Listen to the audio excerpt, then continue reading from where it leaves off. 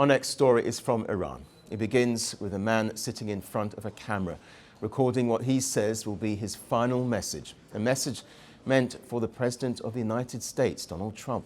According to Iranian media, the man's name was Pouria Hamidi, I should say. He lived in the southern Iranian port city of Bushehr, and last week he uploaded a video on his YouTube channel. He titled the video, "This is my sacrifice, please free my country." The video is around 11 minutes long, recorded in English, and has since gone viral across social media. But what made it truly disturbing was not just the content, it was the fact that Hamidi reportedly ended his life after recording it. He began with a line that sounded like a farewell, written in real time. He said, "If you're watching this, then I'm not around anymore." And then he made his plea. Hamidi said that the Iranian government had carried out a deadly crackdown on protesters and that tens of thousands had been killed, describing it as a massacre. He argued that any agreement between Washington and Tehran would not be diplomacy, it would be a betrayal. According to him, it would mean shaking hands with the same system that crushed its own people.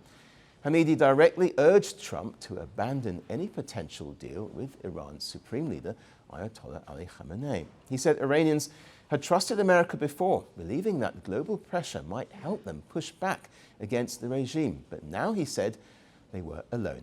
He spoke of armed forces, of fear, and of a population that could not win without outside help. And then Hamidi urged military intervention from America. America attacking Iran is the only hope we have right now. You don't know how hopeless our people feel. Inflation is terrible, and all of this has been caused by the government, a murderous terrorist regime. We can't fight this regime alone. Our people need foreign intervention. Hamidi also criticized Iran's religious establishment and voiced support for exiled Prince Reza Pahlavi. He made another appeal, this time to Iran's opposition groups abroad. He asked them to stop fighting each other and unite, because in his eyes, time is running out. The video and his death comes at a moment when Iran is doing two things at once. On one hand, Tehran has intensified its crackdown. The country has arrested critics and jailed dissidents. It's even added more prison time to Nobel Peace Prize winner Narges Mohammadi. Others have also been detained, including political figures linked to reformist groups. But on the other hand, Iran is keeping diplomatic doors open. Just days ago, Iranian and American officials held talks in Oman, which both sides described as positive.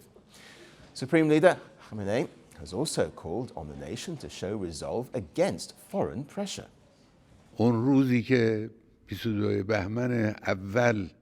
the 22nd Bahman took place, the Iranian nation achieved a great victory. It was able to save itself and the country from foreign interference. Throughout these years, those foreign powers have always sought to restore the previous situation. The Iranian nation has stood firm. Iran's government continues to dismiss the protests as riots and a coup attempt, blaming Israel and the United States for fueling unrest. So the government is arresting its critics at home while negotiating with what it calls its enemies abroad. And in the middle of it all, a man's final message is now circulating across the internet. A reminder that behind every nuclear or military agreement and every closed-door meeting, there are ordinary people who are innocently caught in the middle, who may not even live to see the final outcome. Power doesn't end quietly. Some deaths are not accidents. They are messages. A gunshot.